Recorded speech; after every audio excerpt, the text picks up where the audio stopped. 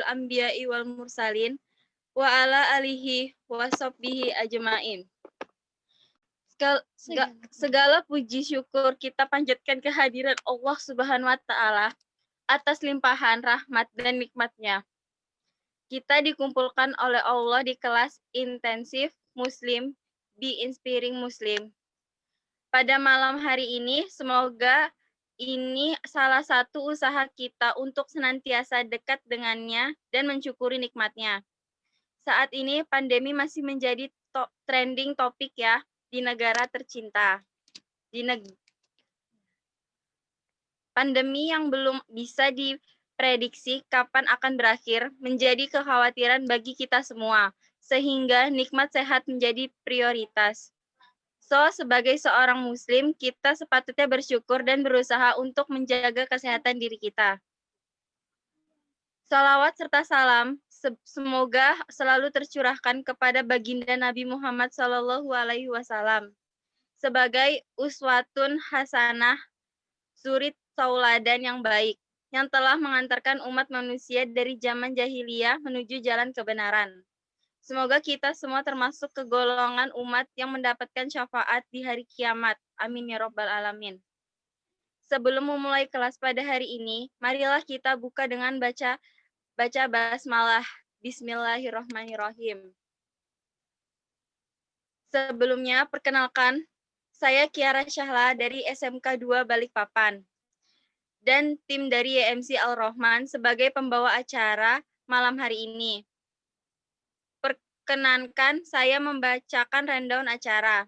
1. Pembukaan, 2. Tilawah dan terjemah, 3. Materi, 4. Tanya jawab, 5. Isi absen online, dan closing. Selanjutnya, untuk menambah kebarokahan pada malam hari ini, marilah kita dengarkan lantunan ayat suci Al-Quran yang dibacakan oleh Saudara Muhammad Akil Mufadlah, pelajar SMA Negeri 1 Balikpapan. Waktu dan tempat kami persilahkan. Bismillahirrahmanirrahim. Assalamualaikum warahmatullahi wabarakatuh.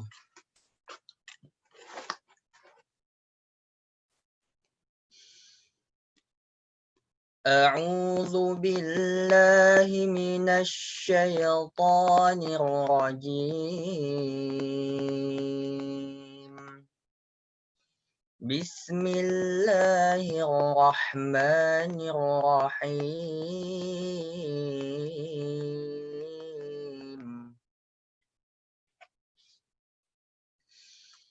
وكم قصمنا من قرية كانت ظالمة وأنشأنا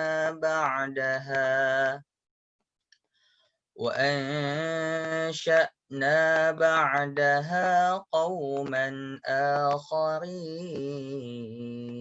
آخرين فلما أحسوا بأسنا إذا هم منها يركضون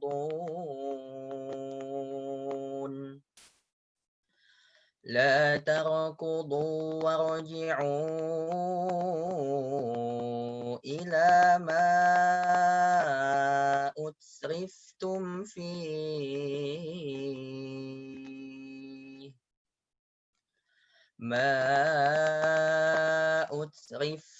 فيه ومساكنكم لعلكم تسألون قالوا يا ويلنا إنا كنا ظالمين فما زالت تلك دعواهم حتى جعلناهم حصيدا خامدين وما خلقنا السماء والأرض وما خلقنا السماء والأرض وما بينهما لاعبين صدق الله العظيم. Aku berlindung kepada Allah Subhanahu wa taala dari godaan syaitan yang terkutuk. Dengan menyebut nama Allah yang Maha Pengasih lagi Maha Penyayang. Dan berapa banyak penduduk negeri yang zalim yang telah kami binasakan. Dan kami jadikan generasi yang lain setelah mereka itu sebagai penggantinya. Maka ketika mereka merasakan azab kami, tiba-tiba mereka melarikan diri dari negerinya. Janganlah kamu lari tergesa-gesa, kembalilah kamu kepada kesenangan hidupmu dan tempat-tempat kediamanmu, agar kamu dapat ditanya. Mereka berkata, betapa celaka kami, sungguh kami orang-orang yang zalim. Maka demikianlah keluhan mereka berkepanjangan, sehingga mereka kami jadikan sebagai tanaman yang telah dituai, yang tidak dapat hidup lagi. Dan kami tidak menciptakan langit dan bumi, dan segala apa yang ada di antara keduanya dengan main-main. Maha benar Allah atas segala firman-Nya. Assalamualaikum warahmatullahi wabarakatuh. Waalaikumsalam warahmatullahi wabarakatuh. Jazakallah khair saudara Akil Mufadlah. Masya Allah menyentuh hati sekali. Semoga yang membaca maupun yang mendengar bisa mendapatkan kebarokahan. Amin amin ya robbal alamin. Nah teman-teman dan kakak-kakak semua, hari ini kita kembali melaksanakan kelas intensif pertemuan 9. Be Amazing Inspiring Muslim. Tentunya kegiatan ini merupakan kelas pembelajaran online yang akan menambah pengetahuan ilmu syar'i, pembentukan karakter, serta motivasi untuk berkontribusi tentunya dengan gaya anak muda yang menginspirasi. Tak lupa juga diisi oleh narasumber dan ustadz yang keren-keren juga. Tema yang unik dan menarik.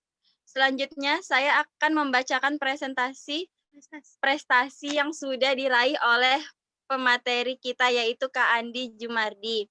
Beliau alumni Pondok Pesantren Al-Muhajirin Muara Badak, lulusan S1 STT Migas Balikpapan, lulusan S2 ITB, mahasiswa doktoral ITB, dan dosen teknik STT Migas Balikpapan.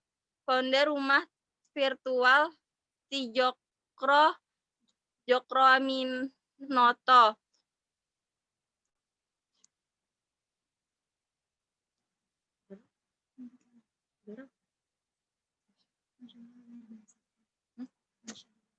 Masya Allah, luar biasa sekali ya teman-teman. Semoga semangat beliau bisa menularkan kita kepada semua. So, stand terus ya di Zoom, improv.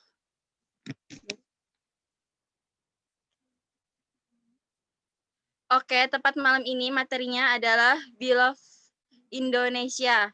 Indonesia bukan sekedar nama, ada kenangan, cinta, dan luka di sana.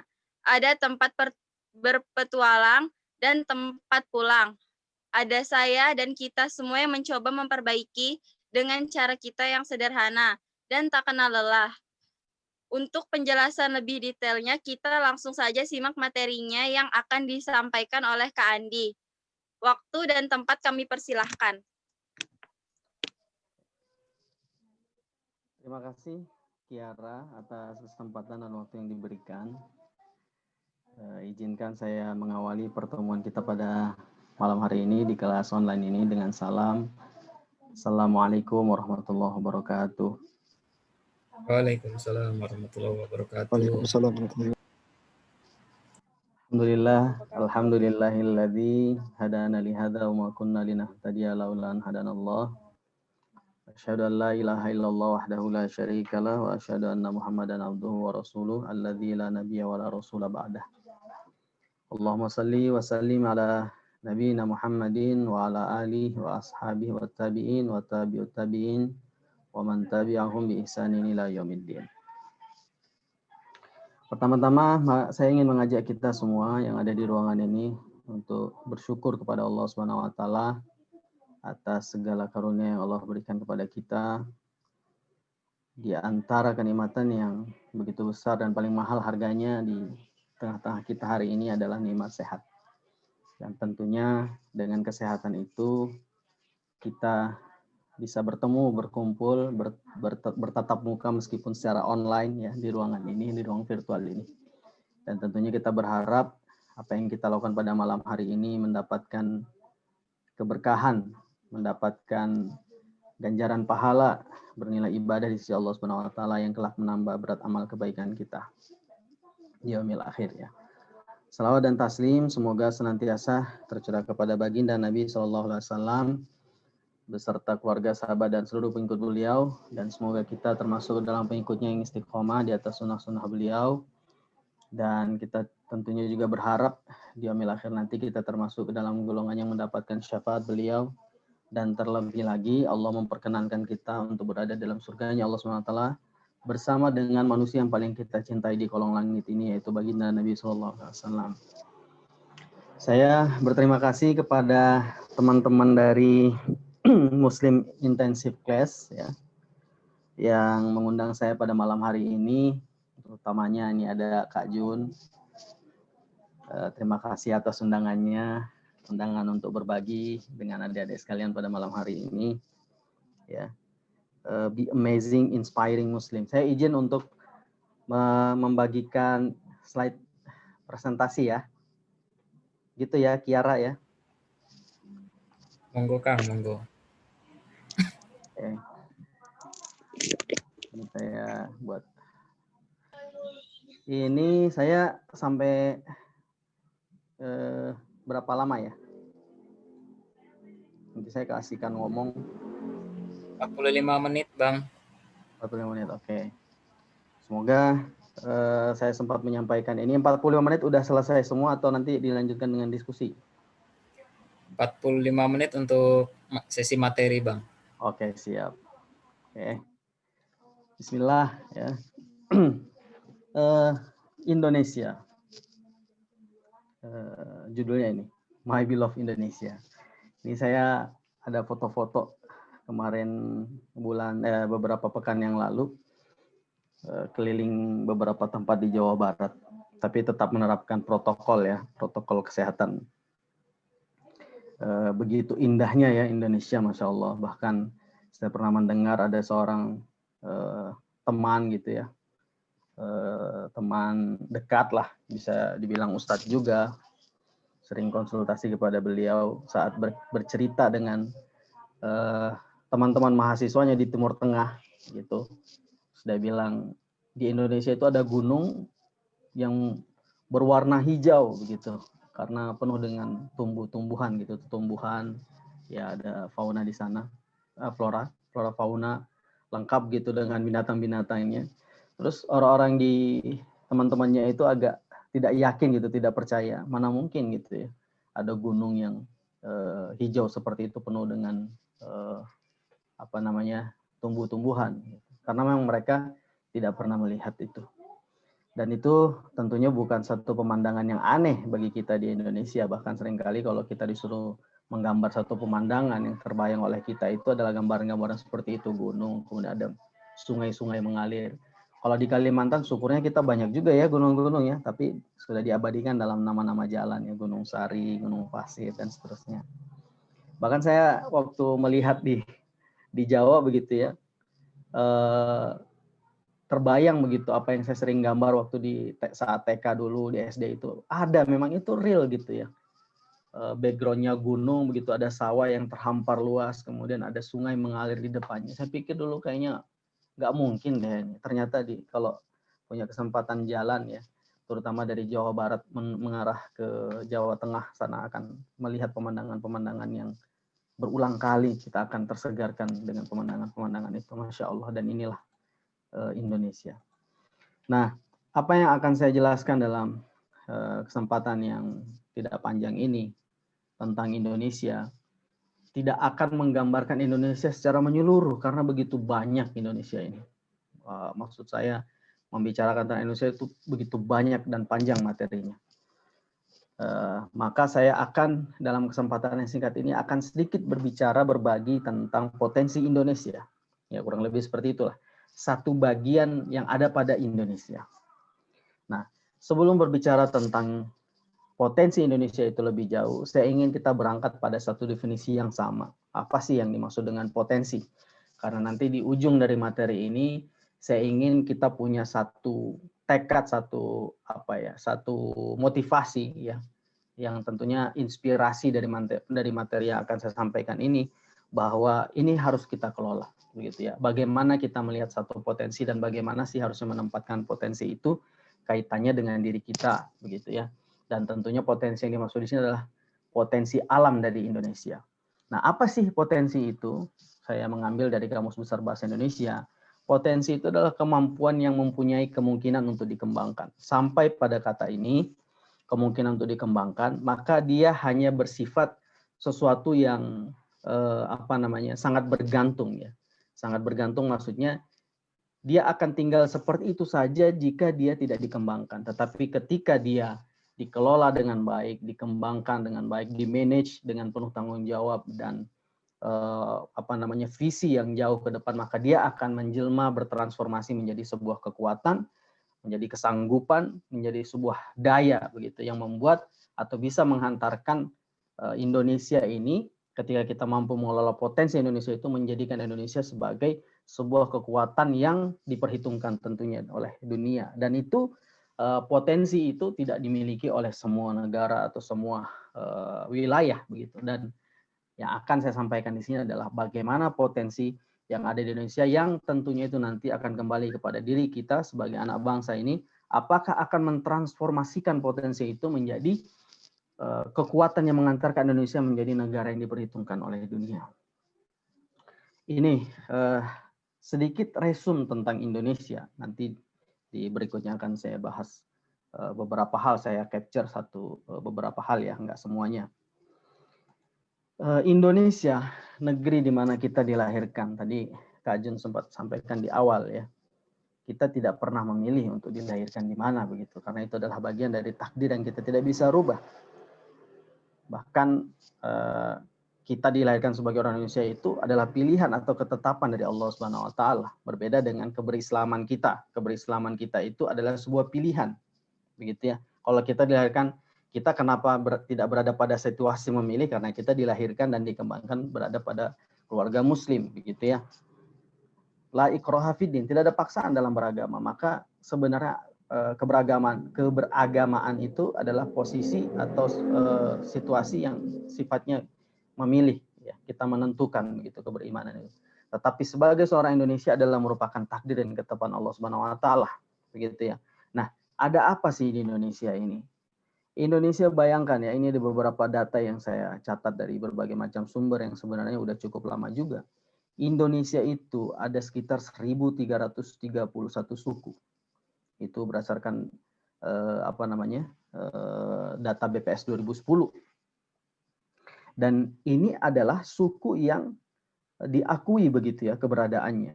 Artinya suku-suku suku-suku aslinya begitu itu lebih banyak daripada jumlah ini. Ini 1.331 adalah suku-suku yang dianggap sebagai sebuah suku-suku yang memiliki eksistensi begitu, terlihat begitu. Belum lagi suku-suku yang ada di pedalaman yang belum terhitung dan tentunya jumlahnya lebih banyak daripada ini. Selanjutnya, Indonesia itu memiliki 652 bahasa berdasarkan data dari Kemendikbud. Dan ini pun 652 bahasa ini adalah bahasa yang sudah familiar atau umum digunakan di Indonesia. Dan masih ada bahasa-bahasa yang tidak disebutkan, gitu ya, tidak eksis digunakan, yang tidak umum, itu lebih banyak jumlahnya daripada ini yang diakui, begitulah kurang lebih. Nah, Indonesia itu kalau sekarang udah jadi berapa? 34 ya, benar ya, 34 provinsi. Ada 415 kabupaten dan 93 kota. Terdiri dari 17.500 pulau. Bayangin, 17.000 pulau itu kalau kita datangi satu hari satu, maka kita membutuhkan kurang lebih 47 tahun usia kita. habis hanya untuk mendatangi satu-satu pulau yang ada di Indonesia itu.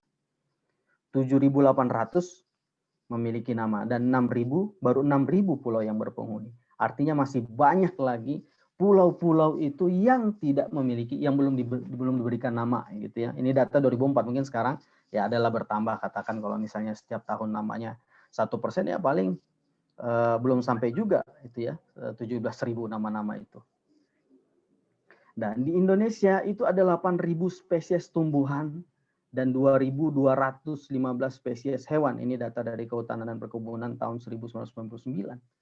Sehingga kalau kita mau mengatakan Indonesia ini sebagai sebuah laboratorium alami begitu ya, tempat bereksperimen alam, flora dan fauna, saya kira itu adalah sesuatu yang tepat untuk menyematkan Indonesia. Begitu luar biasanya, begitu kayanya Indonesia dengan flora faunanya.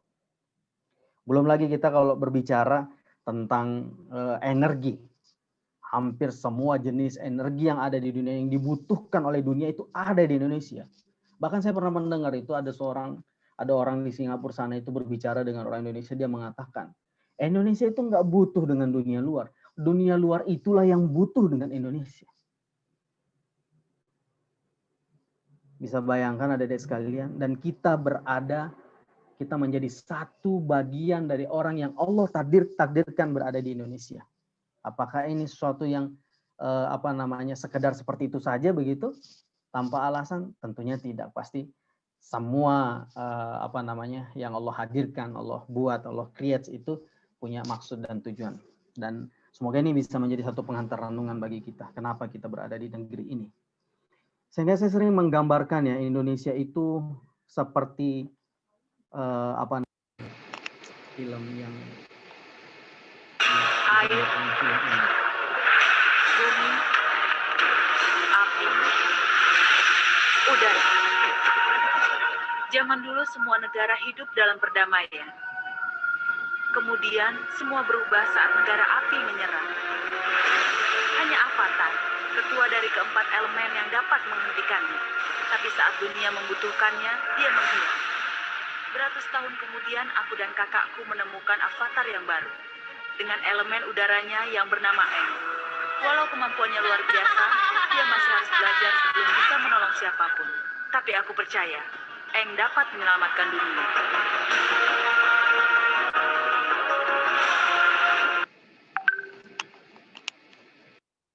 Adik-adik sekalian, saya sering membahasakan Indonesia ini seperti sebuah negeri gitu ya, yang penuh dengan 4 elemen ini yang nanti rumpunnya cabang-cabangnya begitu banyak. Yang dibutuhkan ini adalah seorang avatar yang bisa mengendalikan 4 elemen ini supaya Indonesia ini bertransformasi menjadi sebuah kekuatan yang diperhitungkan oleh dunia. Nah, nggak tahu nih, mudahan adik-adik ini adalah bagian dari avatarnya itulah. Tadi videonya terdengar nggak suaranya, audionya? Terdengar, Pak. Terdengar ya. Oke, saya lanjut ya. Nah, yang akan saya bahas di sini adalah potensi Indonesia, sumber daya alam ya, alamnya Indonesia yang menjadi potensi. Tentunya tidak semua saya pilih-pilih aja ini, karena kalau mau kita bahas panjang sekali.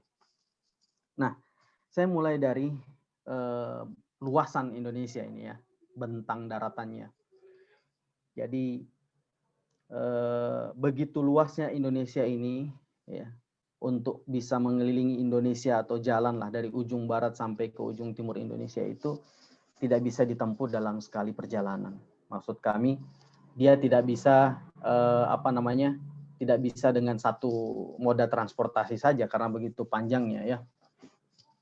Ada seorang traveler pernah melakukan perjalanan melintasi Indonesia dengan darat dan laut tanpa melalui udara. Dia menempuh jarak sekitar kurang lebih 8.000 km. 5.000 kilometernya dihabiskan untuk menempuh jalur darat dan 3.000-nya ditempuh dengan jalur laut. Begitu panjangnya Indonesia. Dan dia membutuhkan 1 hari lebih 4 jam.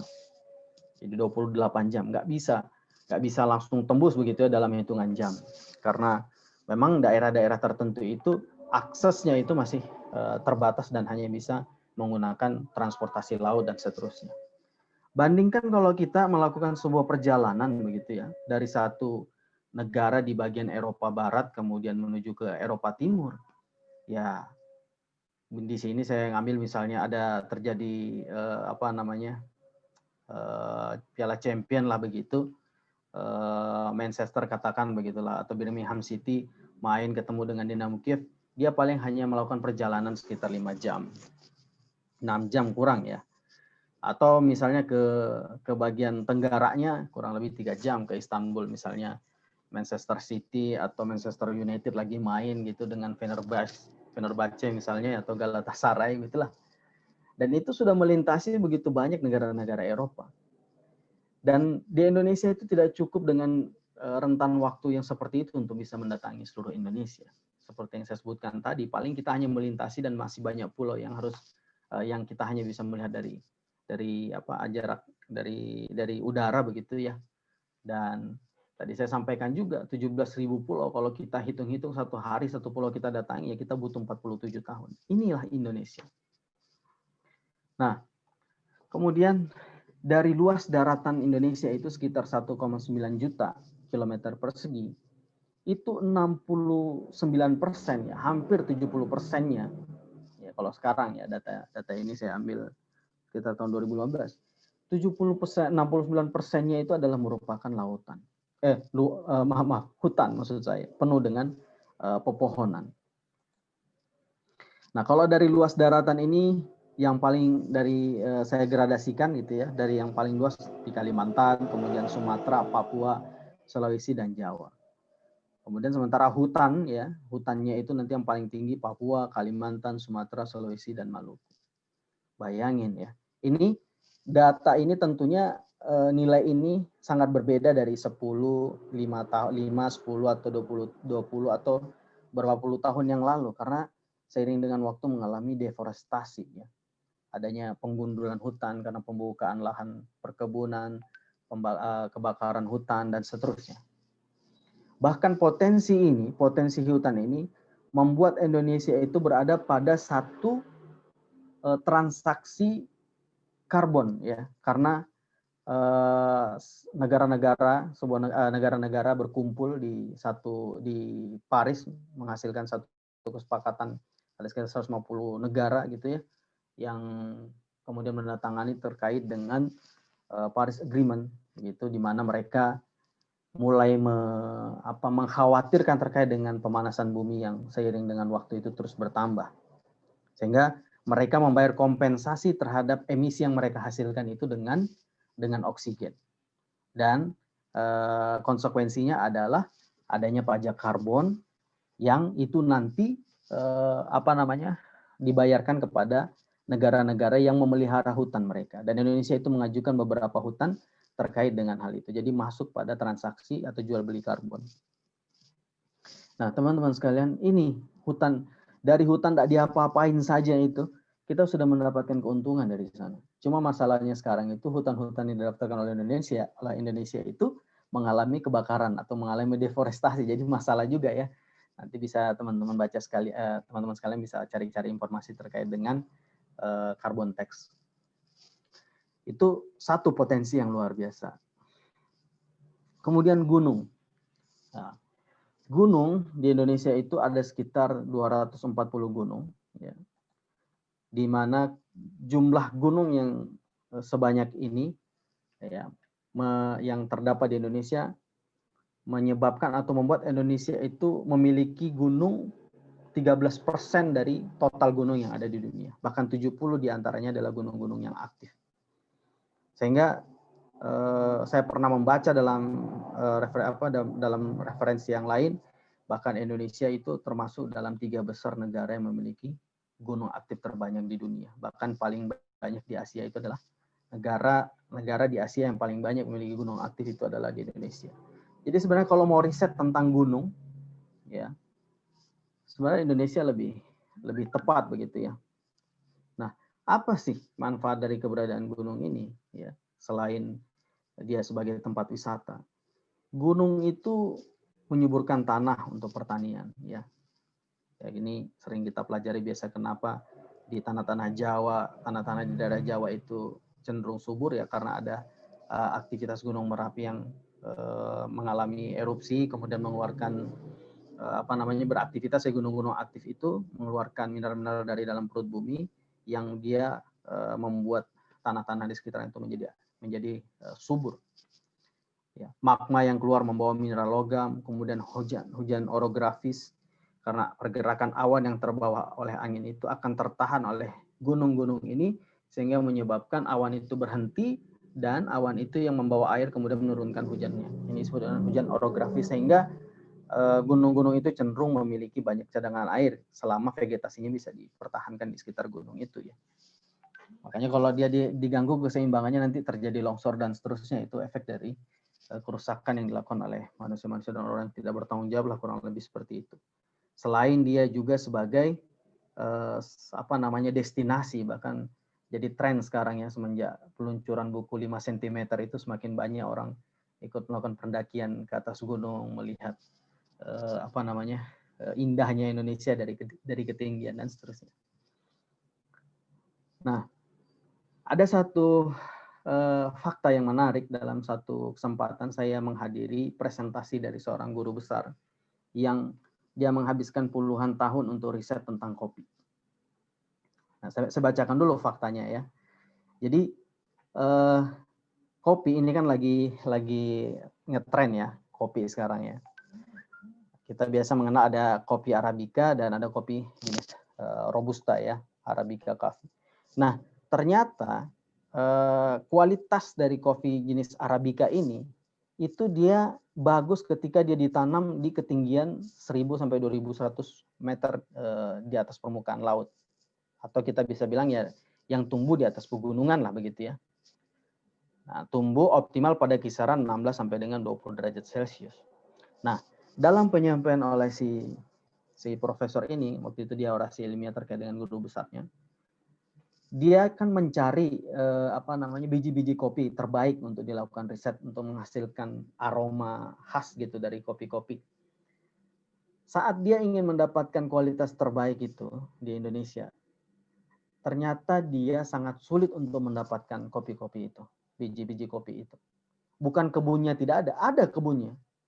Banyak di beberapa gunung itu ada. Tapi dia tidak bisa mendapatkan itu, memperoleh itu. Ada yang tahu kenapa? Halo, masih menyimak? Ada yang tahu nggak teman-teman? Kenapa? Jadi dia nggak bisa mendapatkan biji kopi itu. Halo? Apakah tinggal saya sendiri di ruangan ini? Kalau nggak tahu bilang nggak tahu. Halo? Tahu nggak? Ada yang tahu nggak? Nggak tahu, Kak. Nggak tahu ya.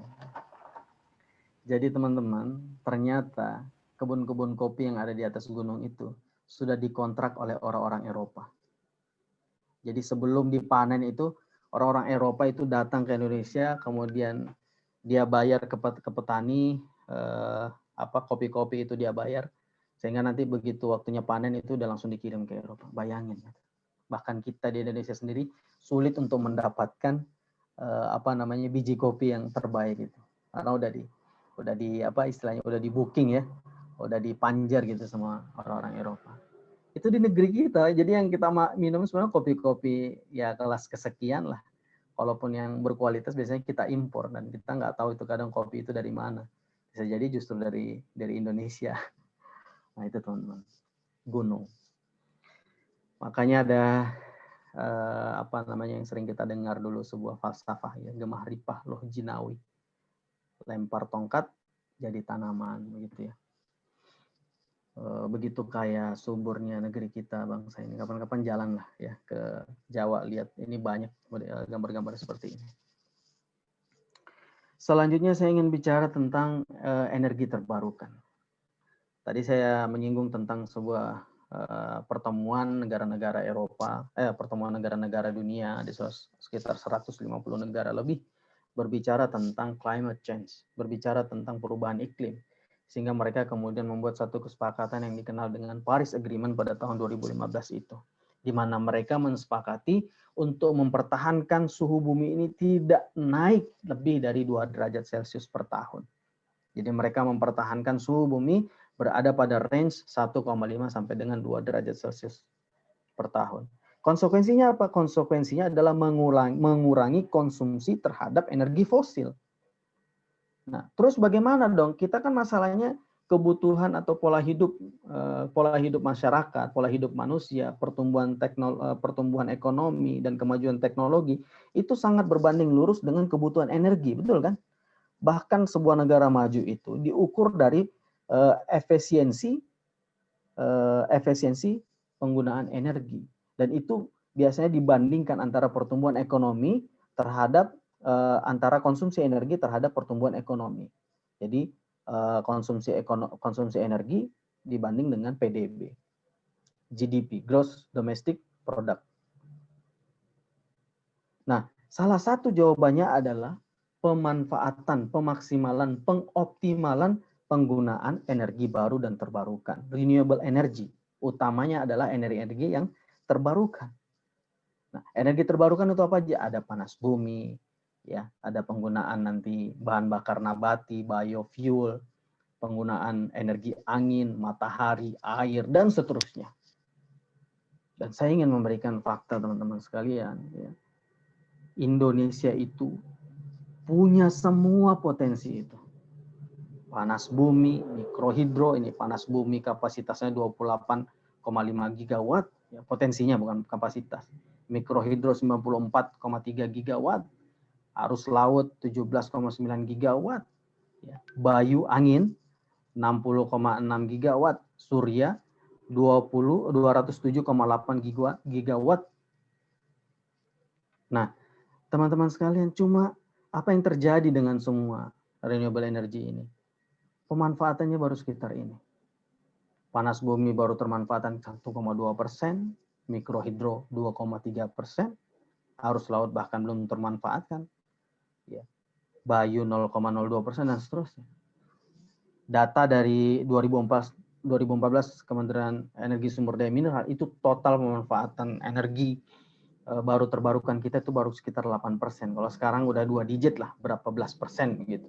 Tapi masih jauh dari target. Tapi saya ingin mengatakan, meng-highlight di sini bahwa kita punya cadangan sumber energi baru dan terbarukan di Indonesia ini yang luar biasa potensinya. Oke, fosil kita sekarang sudah tidak terlalu menjanjikan begitu ya. Oil kita turun begitu, tidak berbanding lurus dengan tingkat konsumsinya gitu. Tetapi kita punya keragaman dan kekayaan energi yang luar biasa. Cuma masalahnya kita belum maksimal aja. Kalau alasannya sekarang itu adalah harganya masih terlalu mahal. Memang harga paling murah sekarang ini bisa nanti dikonfirmasi ke Kak Jun ya.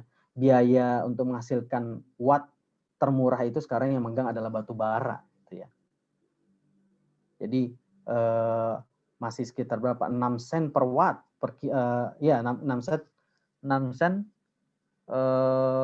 per kilowatt. Iya benar, kilowatt per watt. Per kWh. Per kWh.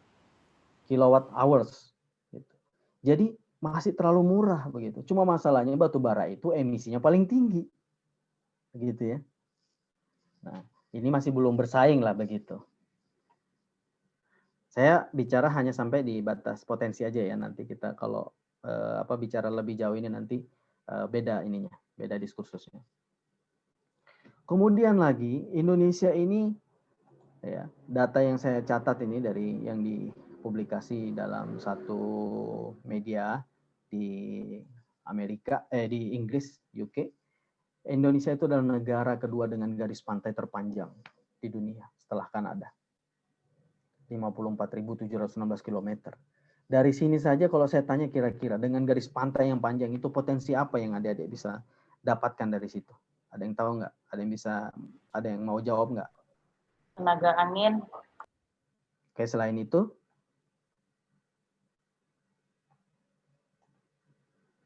Suka main ke pantai nggak? Objek wisata. Ya, destinasi wisata. Makanya di Balikpapan itu banyak pantai. Karena garis pantai kita panjang. Dan itu nggak cuma hanya dijumpai di Balikpapan, adik-adik sekalian. Bukan hanya di Kalimantan, banyak tempat itu kita akan jumpai itu ya. Nah, ini dibalik daripada potensi yang luar biasa itu. Dengan garis pantai terpanjang kedua setelah Kanada di dunia. Kita punya hasil laut yang juga tidak kalah luar biasanya ya. Bahkan Indonesia itu masuk dalam 5 besar negara penghasil ikan terbesar di dunia in data 2019. Nah, ini saya ada video tentang potensi.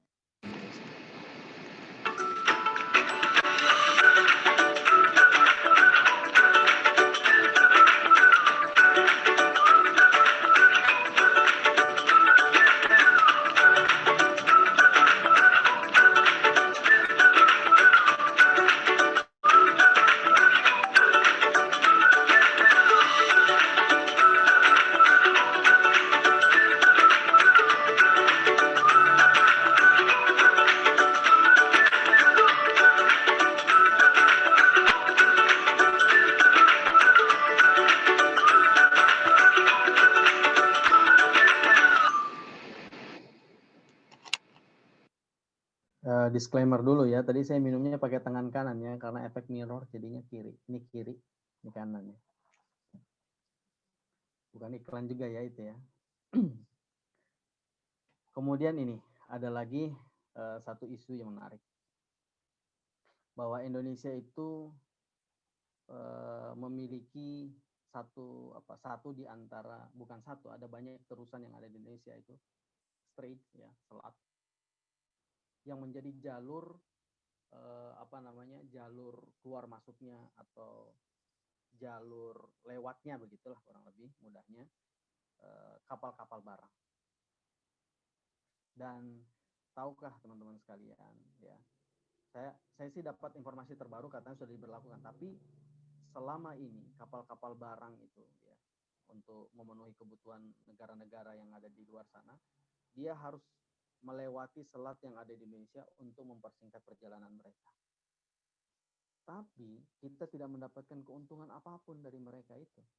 Padahal itu adalah teritori atau area kita. Nanti ada namanya kesepakatan UNCLOS di PBB yang menyebutkan nanti jarak 200 mil dari landasan daratan sebuah negara itu membentang ke laut, itu adalah merupakan zona namanya ZEE ya, zona eksklusif ekonomi, zona ekonomi eksklusif, di mana siapapun yang beraktivitas di daerah itu dia harus mengikuti aturan yang diberlakukan oleh negara yang jaraknya 200 mil dari dari daratan, dari landasan daratan yang ada di situ.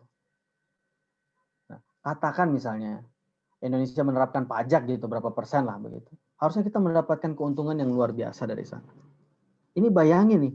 Jadi kalau misal katakan istilahnya itu portal ini dipasangin portal gitu ya, ditutup, itu terjadi keributan negara-negara itu di Asia Pasifik misalnya, negara-negara yang mengirim barangnya lewat selat kita. Dan kita nggak punya dan kita nggak hanya memiliki satu selat ya, ada beberapa selat major gitu yang secara kapasitas begitu memungkinkan untuk dilalui oleh kapal-kapal yang dengan muatan yang besar gitu, karena mereka harus punya standar minimum berapa ketinggian dari selat itu kan. Ya. Nah, ini ada sebuah video yang provokasi ya, tapi setidaknya ini bisa membuka wacana kita bagaimana potensi selat kita yang ada di Indonesia ini yang menjadi menjadi potensi kita begitu, dan dikenal cukup luas di negara luar. Saya putar dalam main nomor 3. Kita semua tahu ada 6 selat utama di dunia ini, atau disebut major strait. Dari 6 selat utama dunia tersebut, 4 ternyata berada di Indonesia. Mengapa dikatakan major strait atau selat utama? Benar, selat itu adalah laut di antara 2 pulau. Ada ratusan sebenarnya di dunia ini. Tapi mengapa dikatakan ada selat utama? Karena selat itu dilalui oleh kapal perniagaan. Jalur niaga tersebut memberikan julukan sebagai major strait. Dari 6 selat tersebut, nomor 1 ada di wilayah Indonesia, yaitu Selat Malaka. Sekali lagi, dari 6 selat penting dunia tersebut, 4 berada di Indonesia, di mana kita ketahui terus terusan Panama, terusan Suez, itu adalah selat yang di luar Indonesia. Tetapi, tahukah kita bahwa Selat Malaka adalah selat yang dilewati lebih dari 100.000 vessel atau kapal niaga besar setiap tahunnya. Dan selat ini merupakan selat terbanyak dilintasi kapal, sehingga dikatakan sebagai selat nomor 1 di dunia. Kita perhatikan negara di utara Indonesia, ada Jepang, Hong Kong, Taiwan, Korea Selatan, Cina, di mana semuanya adalah negara produsen besar di dunia. 20% vessel mereka ke Amerika Utara, 80% kapal niaga mereka menuju arah Asia Timur, Asia Tenggara, Afrika, dan Eropa. Dan semuanya melalui selat di Indonesia. Bahkan ada 18 juta barel per hari kebutuhan BBM negara utara Indonesia tersebut, di mana 80%-nya disediakan oleh Selat Hormuz, juga melalui Selat Malaka. Australia kalau mengirim barang ke negara utara Indonesia tersebut, pasti melewati Selat Lombok dan Selat Makassar. Lalu Indonesia dapat apa sih sebenarnya? Jujur, Indonesia tidak dapat apa-apa dari laut yang dipakai tersebut, dari selat yang dipakai tersebut. Tidak dapat apa-apa. Oke, itu masa lalu. Kalau ke depan bagaimana? Bagaimana kalau kita kendalikan selat itu sebagai aset bangsa? Peraturan internasional tidak ada yang mengatur negara archipelago seperti wilayah Indonesia, seperti wilayah negara-negara Pasifik Selatan. Kita peraturan internasional itu selalu mengacu pada aturan kontinental atau daratan. Kita harus ubah wilayah laut selat Indonesia sebagai wilayah Indonesia, dan Indonesia memutuskan misalnya menutup laut tersebut. Apa yang terjadi? Dunia bisa geger. Australia lewat Papua Nugini kalau mau kirim barang ke utara.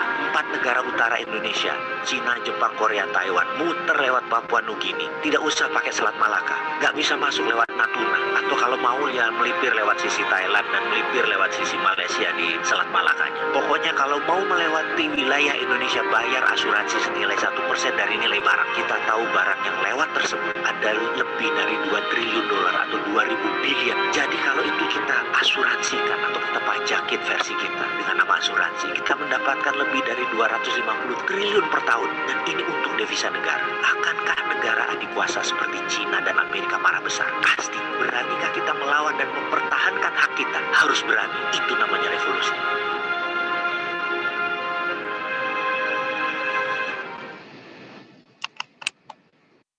Kita lanjut ya, adik-adik sekalian. Luar biasa ya. Saya mengutip ada satu perkataan seorang perwira angkatan laut yang cukup terkenal Amerika. Bahkan buku-bukunya dijadikan referensi oleh para kekuatan negara-negara dalam membangun armada lautnya ya di akhir-akhir abad 19, di awal-awal abad 20. Dia mengatakan bahwa sea power atau kekuatan laut itu adalah merupakan unsur terpenting bagi kemajuan dan kejayaan satu negara. Yang mana jika kekuatan-kekuatan laut tersebut diberdayakan, maka akan meningkatkan kesejahteraan dan keamanan suatu negara. Jadi kurang lebih kalau disimpulkan itu adalah sebuah negara itu sangat dikdaya itu ketika dia membangun sebuah kekuatan laut yang luar biasa. Ya bahkan seorang Atemahan ini dijadikan sebagai, diabadikan namanya dalam sebuah kapal penghancur ya, destroyer milik Amerika. Nah, teman-teman, nanti kalau punya waktu coba baca tentang konflik Laut Cina Selatan gitu ya. Meskipun kurang tepat itu kalau disebut Laut Cina Selatan, lebih cocoknya disebut sebagai Laut Natuna Utara karena memang lebih dekat dengan teritori kita. Kita tidak berdaya. Kita hanya bisa menyaksikan kampanye provokasi dari 2 negara besar yang berseteru di situ, Amerika dan Cina. Kita tidak berdaya di teritori kita sendiri, gitu. Padahal kita punya dulu sebuah filosofi yang kuat ya, jelas Veva Jaya Mahe begitu, di laut kita berdaya. Bahkan kita sering dulu dinyanyikan lagu sering disampaikan bahwa nenek moyangku seorang pelaut. Kita lemah banget kita di perairan. Padahal ini di ujung dari materi ini saya ingin berikan satu bahan, semoga bisa kita renungkan begitu ya. Teman-teman tahukah ya bahwa dari total luasan Indonesia itu ya 70% lebihnya itu adalah lautan. Itu yang membuat negara kita itu berbeda dengan negara-negara besar lainnya dengan jumlah penduduk yang banyak dibandingkan Cina, Amerika, begitu, India. Lautan kita tuh jauh lebih luas daripada daratan kita. Coba bandingkan dengan dunia. Dunia ini kurang lebih juga mirip angkanya, persentasenya ya, kalau diukur secara persentase. 70% dari luasan dunia itu adalah perairan. Saya ingin mengatakan adalah, kalau kita mampu mengelola perairan kita, laut kita, ya, yang di sana penuh dengan dinamikanya lah, katakan yang sekarang jadi masalah itu laut semakin kotor oleh limbah plastik. Ketika kita mampu mengendalikan isu-isu tentang kelautan, sebenarnya itu adalah modal besar bagi kita untuk mengendalikan dunia. Karena permasalahan dunia hari ini sama. Laut mereka kotor oleh sampah plastik yang tidak bisa terurai dalam waktu yang singkat. Makanya kita harus membangun mentalitas, keyakinan pada diri kita. Kemampuan kita menjaga perairan kita, kebersihan lautan kita, ya. Dan tentunya lebih jauh lagi adalah membangun kekuatan militer di perairan kita. Itu adalah modal terbesar bagi kita untuk bisa mengendalikan dunia. Kenapa? Karena miniatur dunianya itu ada di Indonesia. Nah, mungkin itu yang saya bisa sampaikan dalam kesempatan ini. Semoga bisa menjadi renungan ya. Dan pertanyaan yang mengantarkan kita pada renungan paling dalam adalah, Allah memilih kita menjadi satu dari bagian orang-orang yang Allah takdirkan hidup di Indonesia. Untuk apa itu? Pikirkan ya, renungkan. Semoga bisa menginspirasi. Oke, mungkin itu saya kembalikan ke Kiara. Silakan Kiara.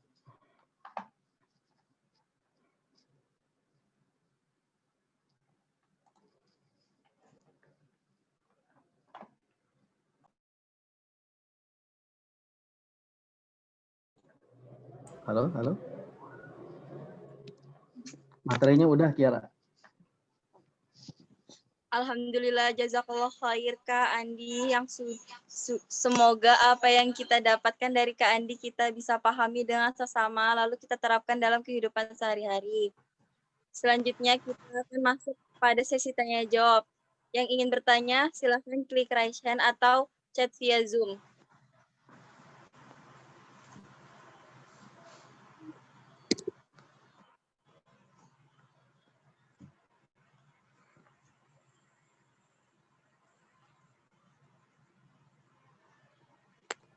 Oke, ini ada pertanyaan. Ini langsung saya yang baca, Kiara.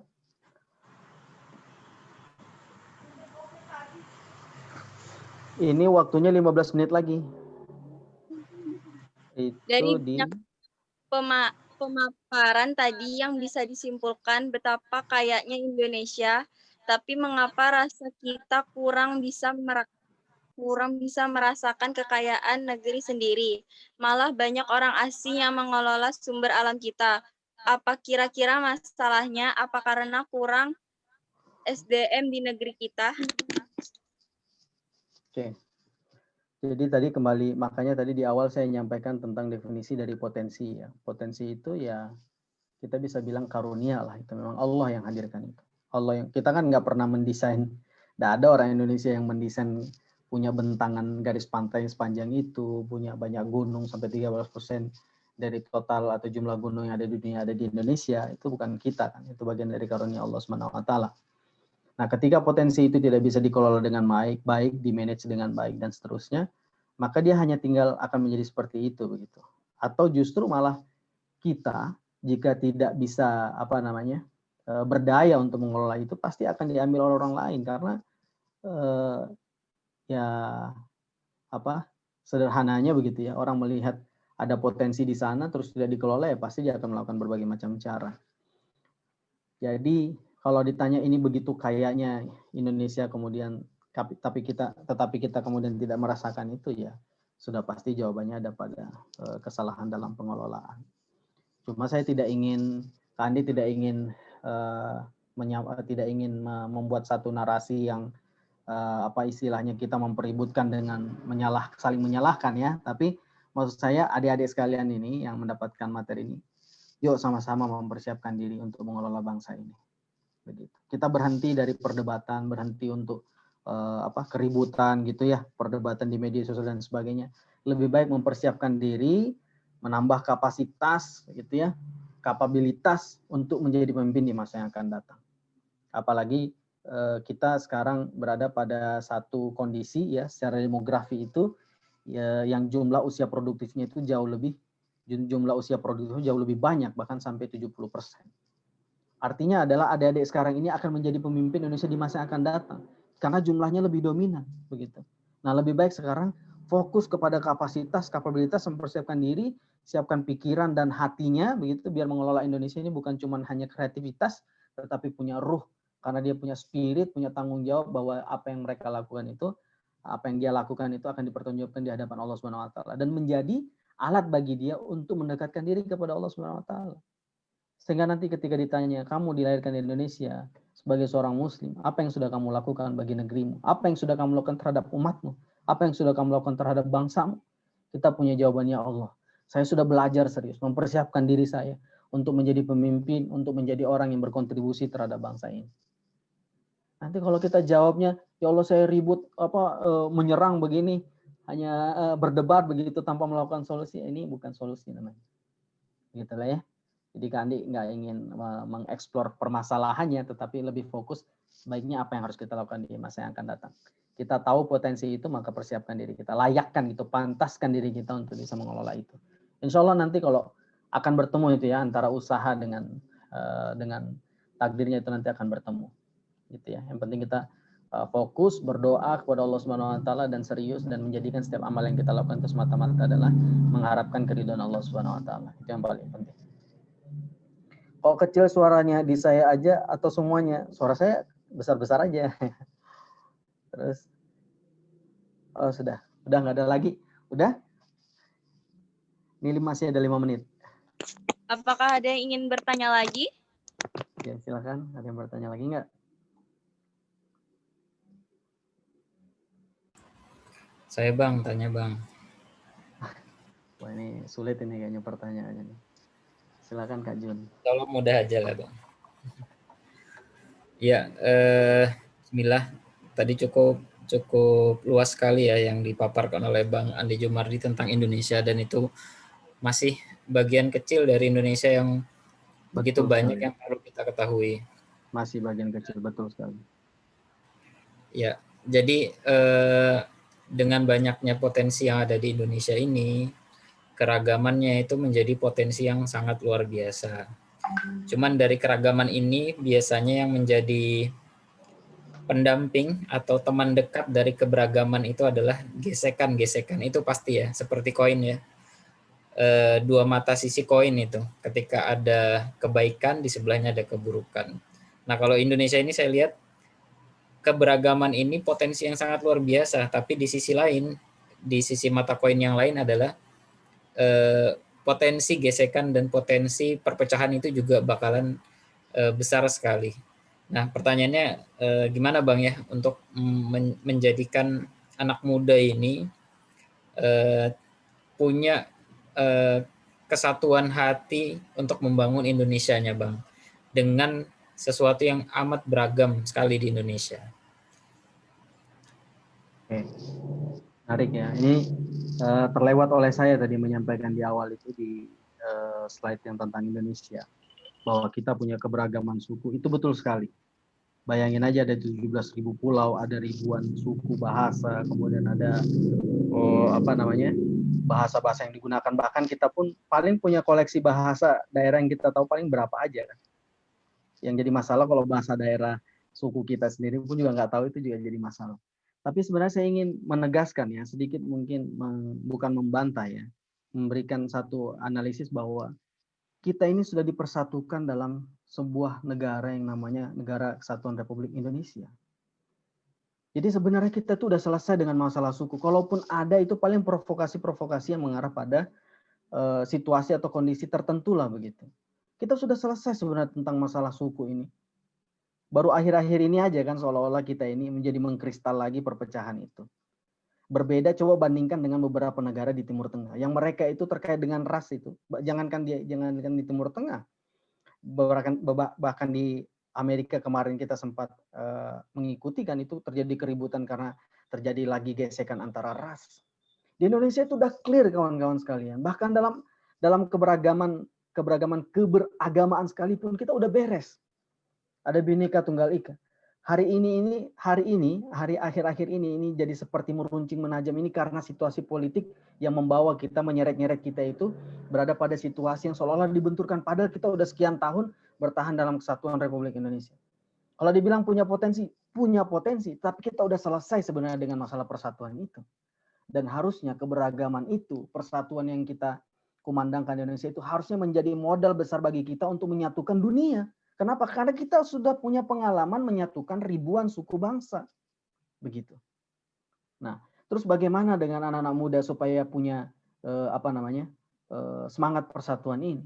Nah, sebenarnya tinggal mengembalikan, renungkan saja itu bahwa kita punya 17.000 pulau, ada 1.300 suku, ada 600 sekian bahasa, itu baru yang diakui oleh PBB. Jumlah aslinya lebih daripada itu. Apakah iya mungkin ini sekian banyak ini berjalan sekian puluh tahun dengan seperti itu saja tanpa ada spirit persatuan? Kan nggak mungkin.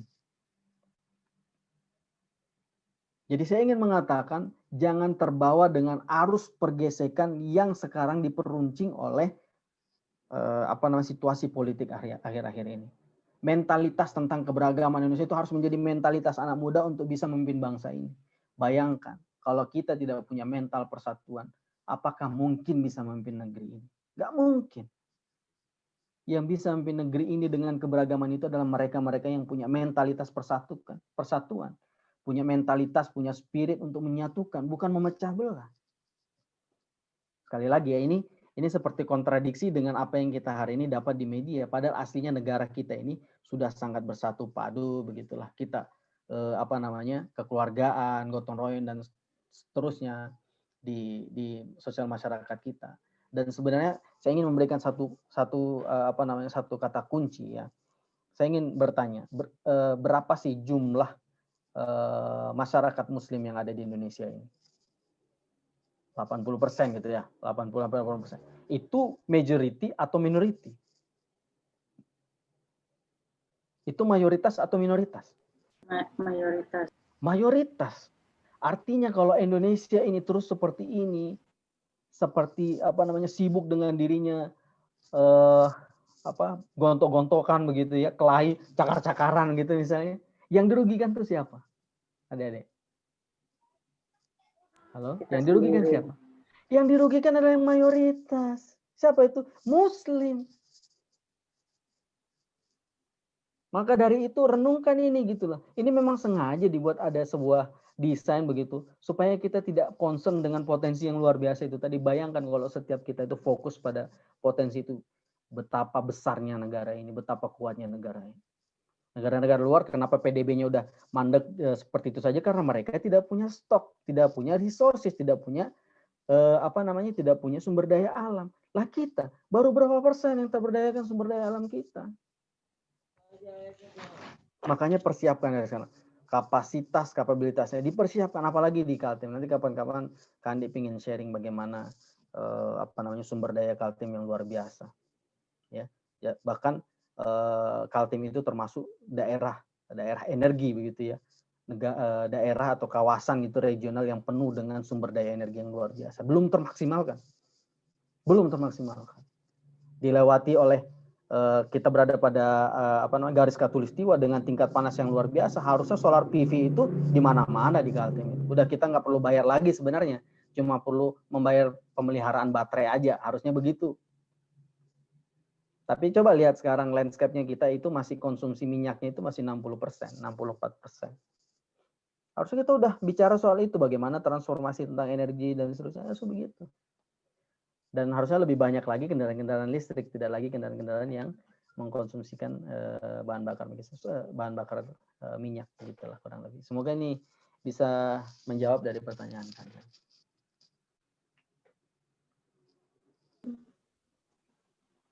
Saya kembalikan ke, atau ada yang belum terjawab Kak Jun?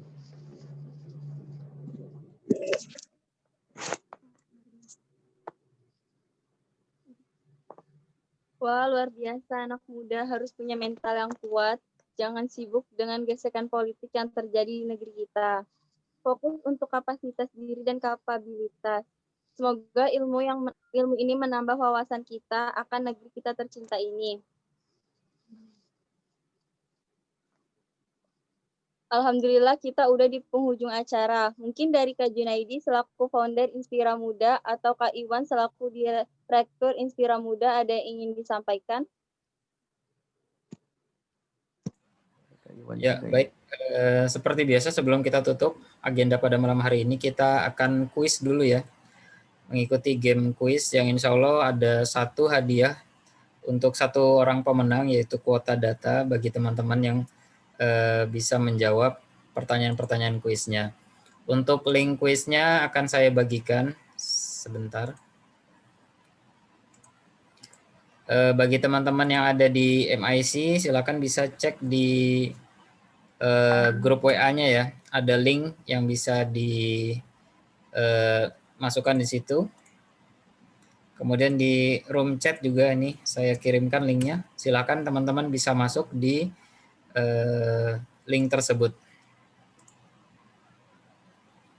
Kita tunggu ya. 2 menit ya, teman-teman. Silakan bisa gabung di permainan pada malam hari ini.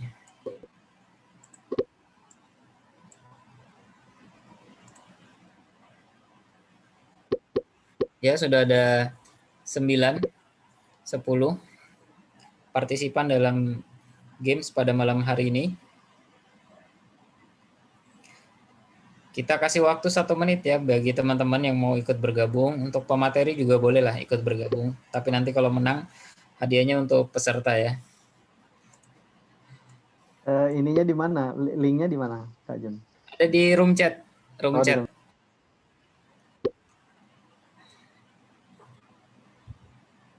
Pertanyaannya mudah-mudah kok.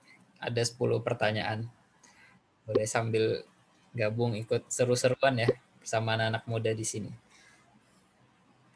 Baik, silakan teman-teman bergabung. Dari 27 peserta ya di sini ada berapa? 31. Baru 50%-nya nih, 16 orang yang mau bergabung. Kita tutup 10 detik lagi ya. 10 detik lagi kita akan tutup. 5, 4, 3, 2, 1. Oke, gamesnya kita mulai, teman-teman.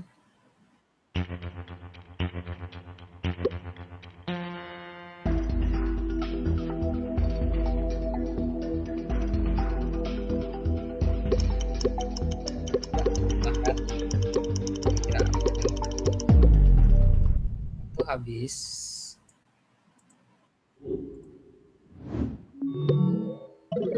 Oke, peringkat pertama ada Mas Heru.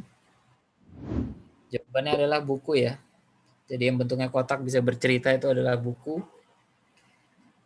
Kita lanjut pertanyaan berikutnya.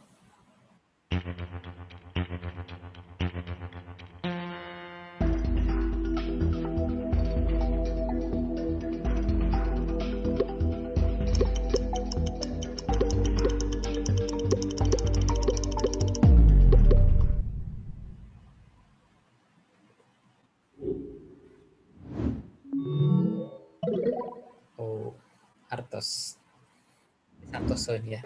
Jawabannya adalah 6 ekor ya. Kita lanjut ke pertanyaan berikutnya.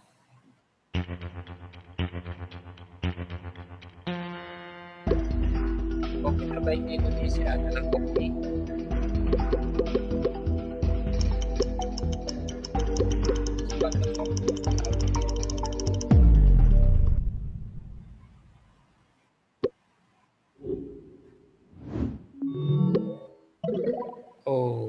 Oke, Artos naik ke peringkat pertama.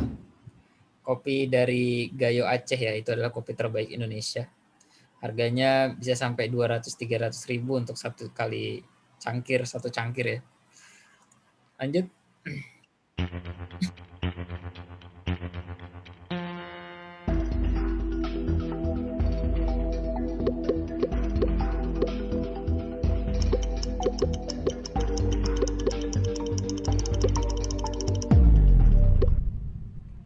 Bentuknya bundar, menunjukkan waktu dan arah.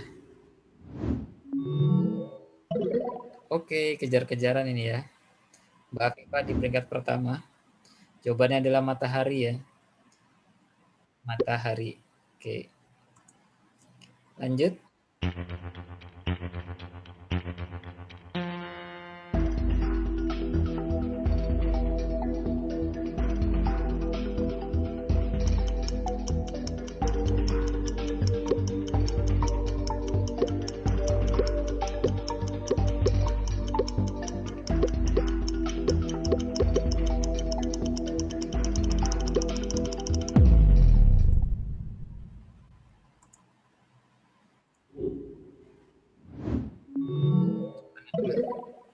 Perempuan ya. Ya, jawabannya adalah perempuan. Kita lanjut pertanyaan berikutnya.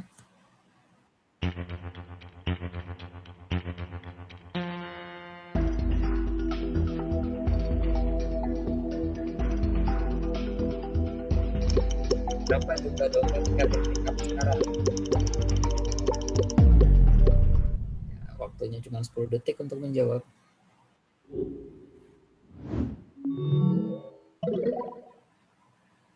Oke, jawabannya banyak yang salah ya. Tidak ada ya.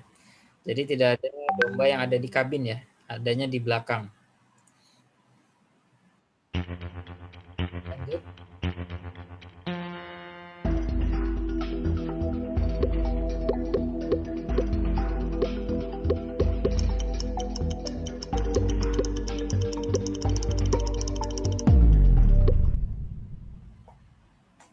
Di mana letak gunung tertinggi Indonesia? Afifah Aulia. Peringkat pertama. Ya, ada di Papua. Pertanyaan selanjutnya.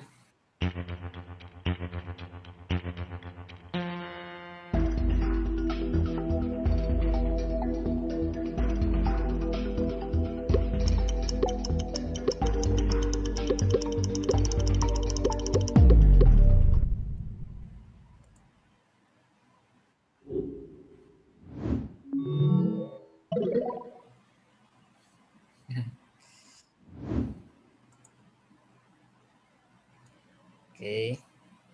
Jawabannya mana tadi? Oh, nggak muncul jawabannya. Kita lanjut dulu pertanyaan berikutnya.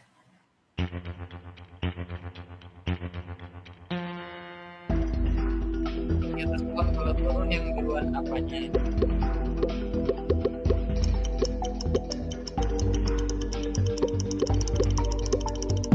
Jawab.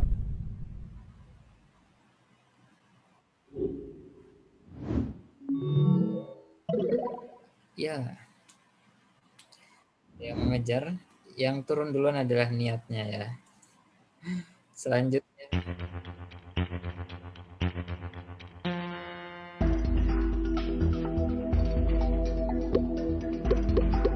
Berapa detik dalam 1 tahun?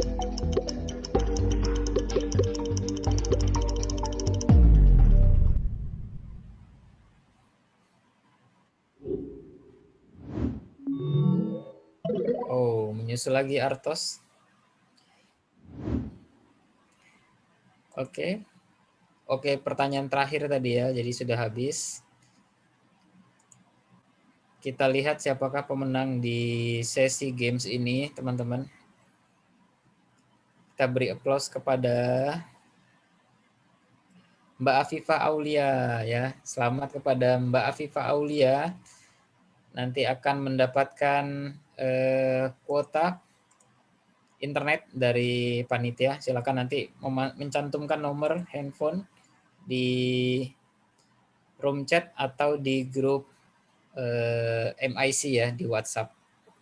Baik, mungkin sekian dari saya untuk sesi games pada malam hari ini. Semoga memberikan hiburan ya buat teman-teman. Saya kembalikan kepada Mbak Kiara untuk ditutup. Wah, seru sekali ya teman-teman, gamenya sangat menghibur. Baiklah, kita tutup acara malam hari ini dengan membaca istighfar, hamdalah, dan doa kafaratul majlis. Subhanakallahumma wa bihamdika asyhadu alla ilaha illa anta astaghfiruka wa atubu ilaik. Menanam padi selalu di sawah, meski ada banyak hamanya. Andai ada tutur kata yang salah, mohon maaf yang sebesar-besarnya. Untuk teman-teman dan kakak-kakak semua, jangan lupa setelah ini silahkan mengisi absensi terlebih dahulu. di Google Form yang sudah disediakan di grup. Jangan lupa hadir pada kelas intensif Muslim yang ke-10 yang akan diadakan pada tanggal 25 November 2020. Sebagai penutup ada pantun dari saya. Siang hari ke tempat jahit Pak Qodir. Tak lupa membawa peniti. Terima kasih yang sudah hadir. Semoga ilmunya berkenan di hati. Amin ya Rabbal Alamin. Wassalamualaikum warahmatullahi wabarakatuh. Waalaikumsalam warahmatullahi wabarakatuh. Terima kasih. Pantunnya mantul.